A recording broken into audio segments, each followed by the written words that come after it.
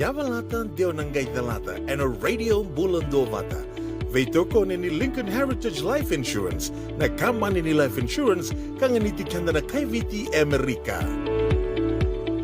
Bila sa muli betul akan marama terbukin naman nila untuk rumah tu cuma dekat na Veitoko di bina di life insurance na tempat di Lincoln Heritage tukun dasar tu na marama ya bikin tau na uya na bitan na enambak saut cer mai bagat mungkin non turang mepakan ni rondo musu tu na veibula na non wilabo donon ro policy na life insurance Lincoln Heritage ke rondo bunu ta chugan bi kemani andan do rongo tu na via kapito to sar moni chikina paga rombuka nanguna gali pagatim kina turang maya kila na tapa na non ra pagatim nga sana pagatim talanga kina na via kan pagatalanga kina na non ra maramba berapa ta kasar chunga within 24 hours sa litara ta la check o na kena testimony sar nga ambil tak sar chungani lebu ento tulane ni ngole mai bolet ngona yang talanga weekend anda semberi baga pepo tu Amerika lebu na bi kamba di taleso na ngole ni repulta kan non policy bi kemuni matingan karena be taronga ni sa chuko musasa ni sa bai bola ke na Lincoln sang talin lebu na taro baka sama tanga ba pepa si sianga sa Vitar nga may patikir kina pagkalisili sa tusul juga na nampun telefoni o mimbi rone pola nga and page ni radio bulon to bata ba ko ta kami na itugtug sin to message we una bunin ta kuan nga buke kemunikina ukila ni lebu sar na kanta na itukay sar buke juga na buku di pakasam ko sar musu chiko koya nda singkilatu na nondon bulag na nondon basic ni mataka awa pagarita ka cukup kemudi na lingan ni Lincoln Heritage raw talaga ni tarir man nga kanta may bici kebaka ngande may Amerika kamanta o ndon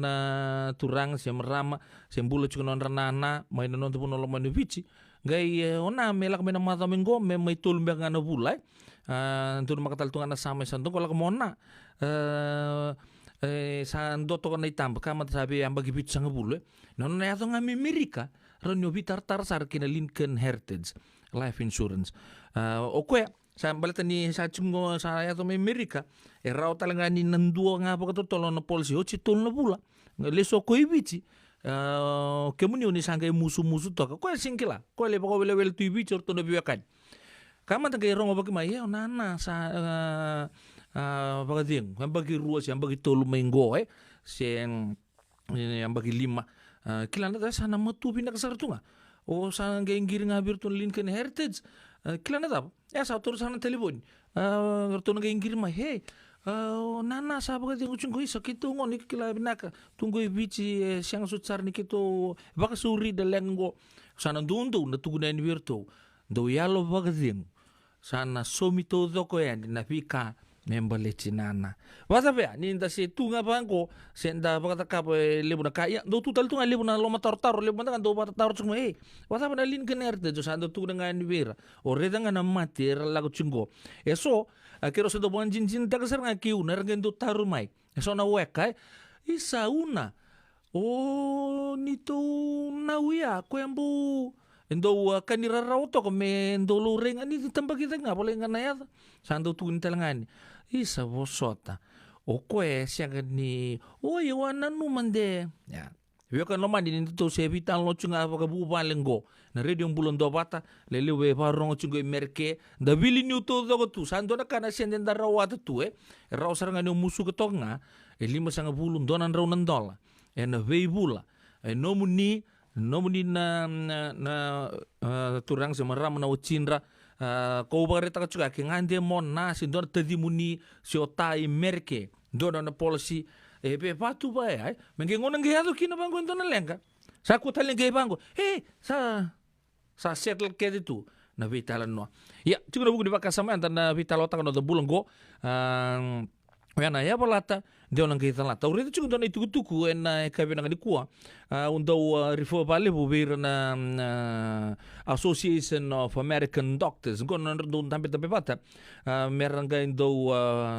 vital nota ka sona mati lebu so tele na weni mati bobo erani volute sona mati dakila chuko sona mati na nonda buru-burungo se siang sarchunga na kene wali kuni na numa dera modi tu na buni wena be se buru-burungo ra vita utaga tu ena singa kena bongo dei mena lako dake mai kena ndo na weni mati mena daba kama da me voluta na mati kilele bo nonda buru-bura na acquired immune deficiency syndrome sena AIDS ka vagabunda na virus na HIV virus ka ngona sa le lebukina sa le athana sar na AIDS sianga chukuna ken kiwa en buru-burungo lebu talanga na mate na oini mate nga resekila raw na buni wai me pakamber tanga na non tale kadi ni tangi na bunon duindu so yo mate sana ya nga maikina whether you like it or not so na mati lebu anda sakila bina kasartunga kalunga ta so rambula resultado so na weni mati bo vici mai na nondo bonua so masula ki rambula bura pakai alo ya so ando so ndo buno ta chukira pakai lebu tanto bo bina be maramakai balance rose ner do tungna chukumai ka todo ko bina ka sembulu bina ka chunga ka to tungna chunga sembulu bina ka sar chunga sabi na kata mo sa tega bu ngunu wai va lebu ngunu betu no mo multivitamins weekend to merke kena bi ka to tale so na puno lipong ko Amerika to concentrate man de kina balata ni va kleki na nambata en duana na kisi lebu to undu erando mbasi ke ni be buni wai en ve yambaki ngona me wo ba lang itanga in the United States colds account for more visits to the doctor than any other condition. Kona common cold, na bata-bata, nenda sandu bakila sarai, to bakila andali vuvu, bata-bata Amerikengo, so mandanga ratuguna. Rala ko may biche, tantolo binagsartunga na non-reading, nalalebu ni bakila ni bata-bata, allergies and bikenda tongo California na bibuno teleso. So nangon sapa kaya tumbu non-reading, rasan numay, sapa ka otale ka dengunji dengoda yango na rebu ni bata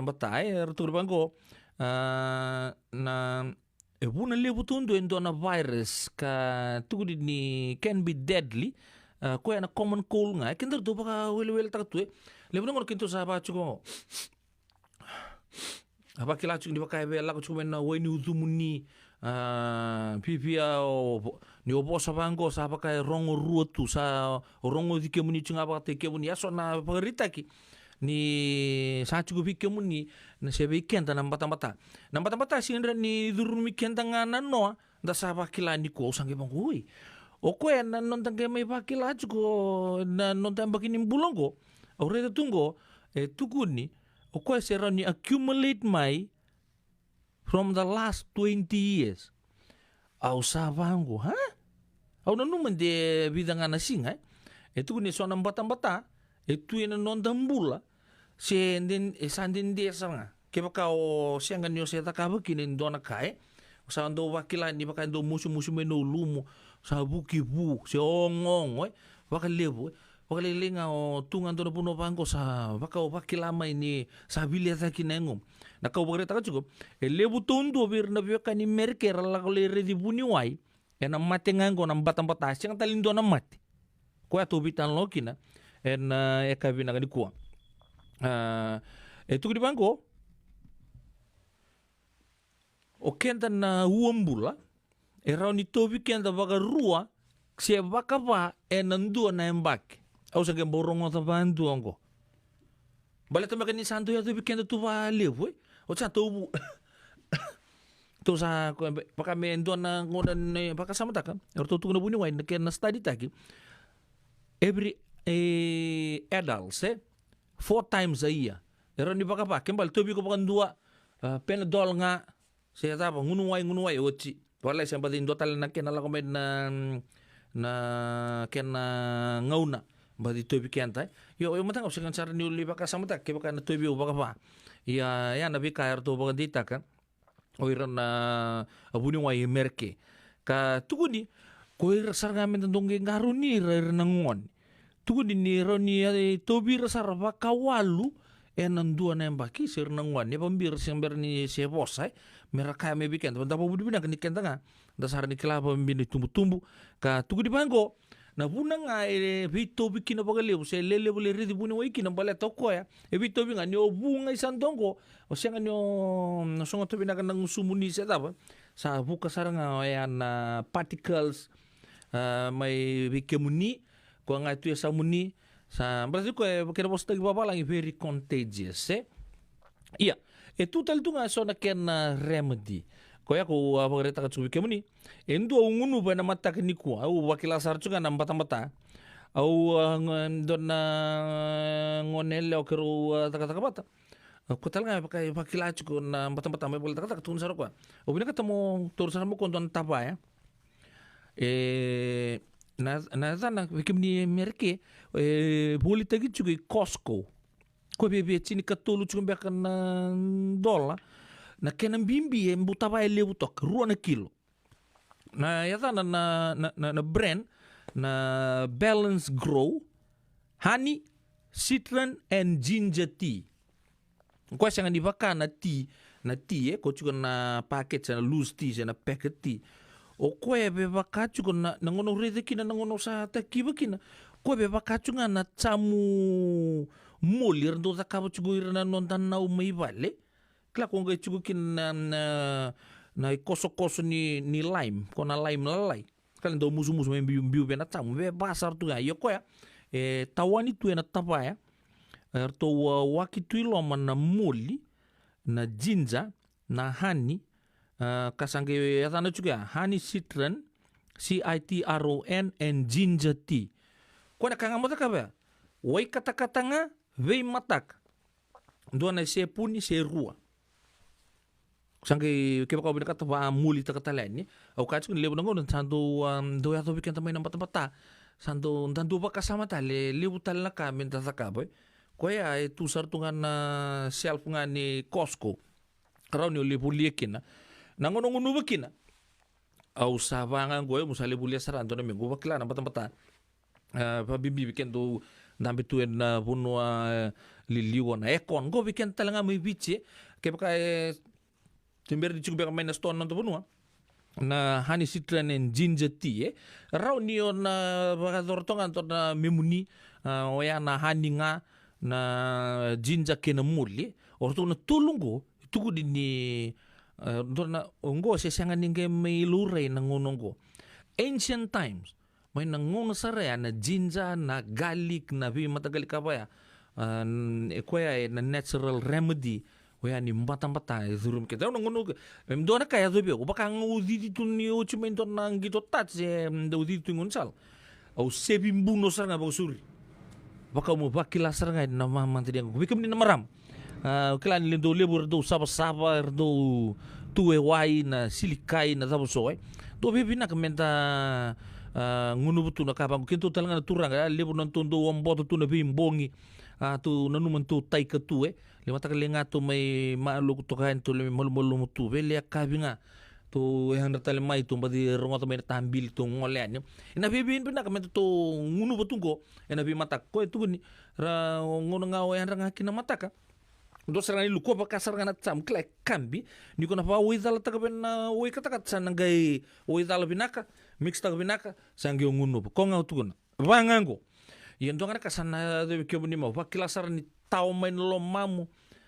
na veka ba kutul lo mamu na luka na veka tu to sarang ko kasibitale mai tumbo no bakila sarang kina tantol no mu ngata ma bimbi namba tai tu lo mai ondo bula ya na marabani Mexico go tu na this one is good for cold o sa wasia ni go bike muni ndo ya ndo tale o ba batal taka chuko na o bambo tombe na ba south go to bitan lo chuko na apa la tan dong ge zalata wa ni lebu sarbi kan to weekend tu namba bata enda senga chuko ngani kilase nda kilabi na tu nda gai vakamenda vale tele zabo tu baleten sa ya do weekend wa so mai taw tu na na lo mantang go na uzunda ta santo bakila ni saba woi tunga ma ya saranga na sign ni mbata satu sar tunga lam to bole ya kesenga o bore ta kachu konto na endo na remedy mo ngunu ba ni sember ni omo de nambongi wakata katara na ndo na wai me sianga kusar di me bibio warm tok nga mai kata katonga pagaruta o gai bitekin na ndo na chiki ni moli ndo na chiki ni garlic kila baka mo keras tak pinakasar nga watakin ndo na ginger watakin cinnamon stick ko hulte gitu nga go wuru ka kina ono sarang sabi mbuela miki na bokot wara ka me bebia raun yo ngunu ba sember nyo mod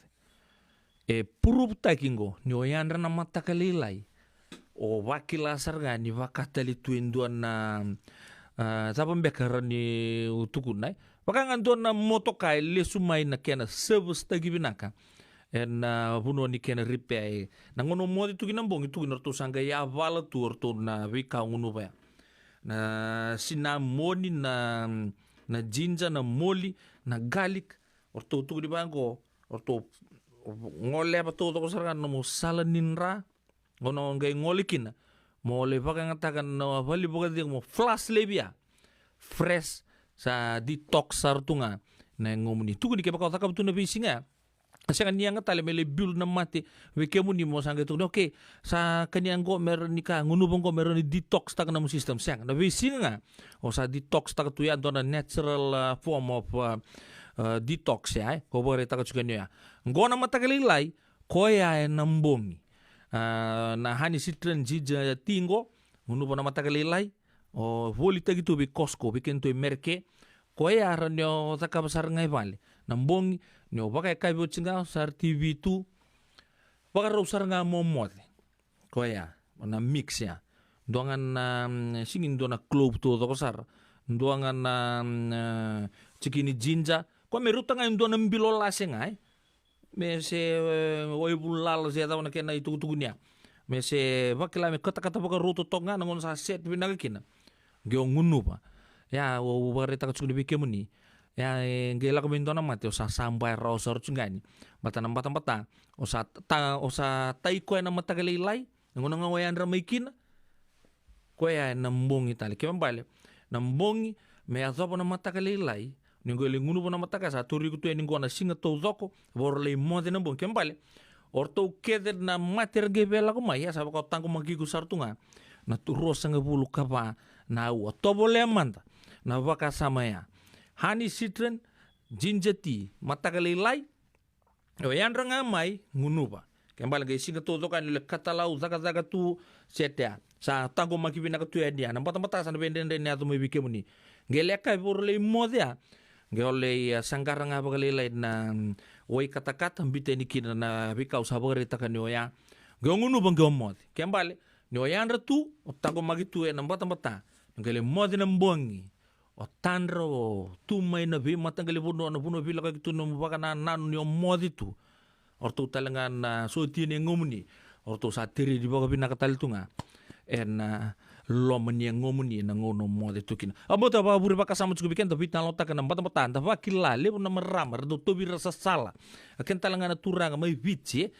ni barong cukup mai le na zakar do tu na Erdo rabo tu na maramara banga ta tu na sabar tu na bacini wai na bata do wir do li silikai erlaku wai tui ken tu na turanga tondo tu to we do tumbale tu na mbong sa matagalilay tunggela ko mibal bata hasar nga sa setin tu mea ken do nduri bango do may masya madana tiamo ni bango kem tu na ngone